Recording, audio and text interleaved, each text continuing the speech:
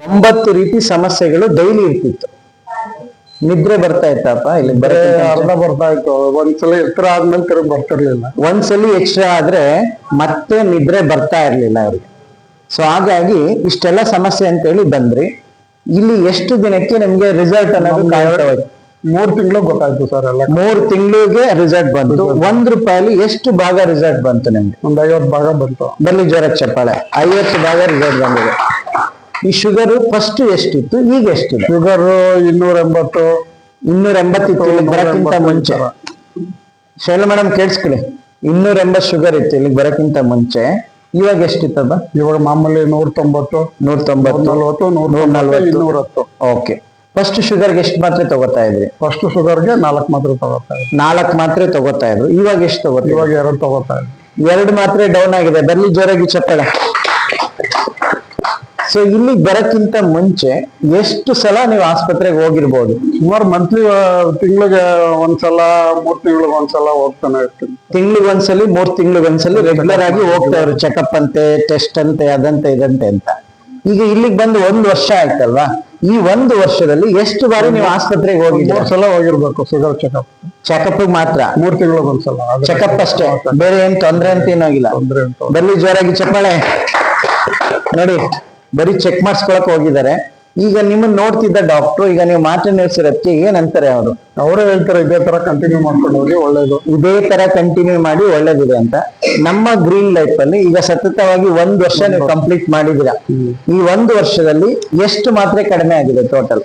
ಒಂದು 2 ಮಾತ್ರ ಕಡಿಮೆ. 2 ಮಾತ್ರೆ ಕಡಿಮೆ ಮಾಡಿದ್ರೆ ಇನ್ನೊಂದು 3 ಇದೆ. ಈಗ ಮತ್ತೆ ತಲೆನೋವು ಅದಕ್ಕೆಲ್ಲ ತಗೋತಾ ಇದೆ, ಅದೇನೋ ತಗೋತಾ ಇಲ್ಲ. ತಲೆನೋವು ಮಾತ್ರೆ, ಗ್ಯಾಸ್ಟ್ರಿಕ್ ಮಾತ್ರೆ ಇತ್ತು. ಇಲ್ಲಿ ಬರಕ್ಕಿಂತ ಮುಂಚೆ ಗ್ಯಾಸ್ಟ್ರಿಕ್ ಮಾತ್ರೆ ಅವಾಗ ತಗೋತಾ ಇದ್ದೆ. ಇವಾಗ ಗ್ಯಾಸ್ಟ್ರಿಕ್ ಮಾತ್ರೆ ಇಲ್ಲ. ಜೋರಾಗಿ ಚಪ್ಪಾಳೆ ಬರ್ಲಿ ಅವ್ರಿಗೋಸ್ಕರ. ಗ್ಯಾಸ್ಟ್ರಿಕ್ ಮಾತ್ರೆ ಕಡಿಮೆ ಮಾಡಿದ್ದಾರೆ. ಮತ್ತೆ ನಿದ್ರೆ ಹೇಗಿದೆ ಈಗ? ನಿದ್ರೆ ಈಗ ಪರವಾಗಿಲ್ಲ. ನಿದ್ರೆ ಪರವಾಗಿಲ್ಲ. ಊಟ ತಿಂಡಿ ಹೇಗಿದೆ? ಊಟ ತಿಂಡಿ ಫೈನ್ ಆಗಿದೆ. ಫೈನ್ ಆಗಿದೆ. ಫಸ್ಟ್ ನೀವು ಶುಗರ್ ಇರೋ ಬಯಕೆ ಕಡಿಮೆ ಮಾಡ್ತಾ ಇದ್ದು, ಮತ್ತೆ ಕರೆಕ್ಟ್ ಆಗಿ ಊಟ ಮಾಡಕ್ ಆಗ್ತಿರ್ಲಿಲ್ಲ. ಇವಾಗ ಕರೆಕ್ಟ್ ಆಗಿ ಊಟ ಮಾಡ್ತೀನಿ. ವಾವ್, ಜೋರಾಗಿ ಚಪ್ಪಾಳೆ ಬರ್ಲಿ. ಇಲ್ಲಿ ಬಂದ ಮೇಲೆ ಎಷ್ಟು ಕೆಜಿ ತೂಕ ಕಡಿಮೆ ಆಗಿದ್ರೆ ರುಕ್ಮಿಣಿ ಮೇಡಮ್? ಒಂದು 6 kg ತೂಕ ಕಡಿಮೆ ಆಗಿದೆ. 6 kg ತೂಕ ಕಡಿಮೆ ಆಗಿದ್ದಾರೆ. ಜೋರಾಗಿ ಚಪ್ಪಾಳೆ ಬರ್ಲಿ. ಈ 1 ವರ್ಷದಲ್ಲಿ ನೀವು ಆಸ್ಪತ್ರೆಗೆ ಸುರಿದಂತ ಹಣ ಎಷ್ಟು? ಕಡಿಮೆ ಸರ್, ಮಾಮೂಲಿ ಶುಗರ್ಗೆ ಅಂದ್ಬಿಟ್ಟು ಚೆಕಪ್ ಮಾತ್ರ. ಅದಕ್ ಮುಂಚೆ ಲಕ್ಷಾಂತರ ರೂಪಾಯಿ ಖರ್ಚು ಮಾಡಿದ್ರಲ್ವಾ?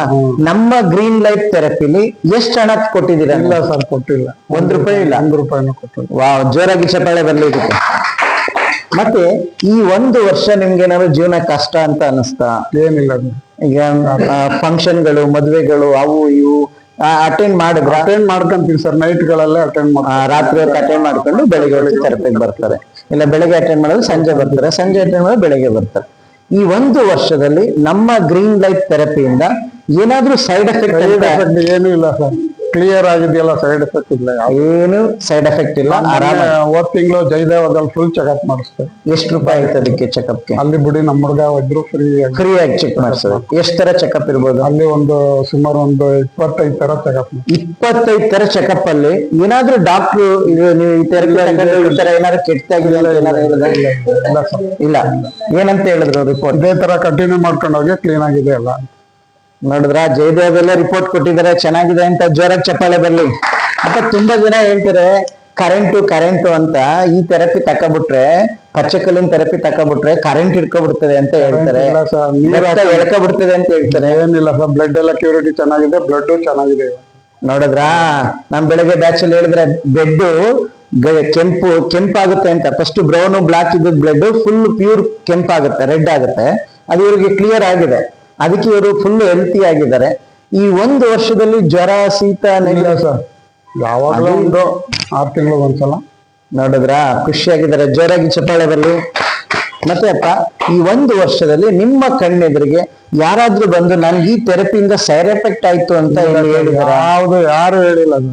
ಇನ್ನು ಕ್ಲಿಯರ್ ಆಗಿದೆ, ಅವ್ರ ಪ್ರಾಬ್ಲಮ್ ಇಂದ ಬರ್ತಾ ಇಲ್ಲ ಅಷ್ಟೇ.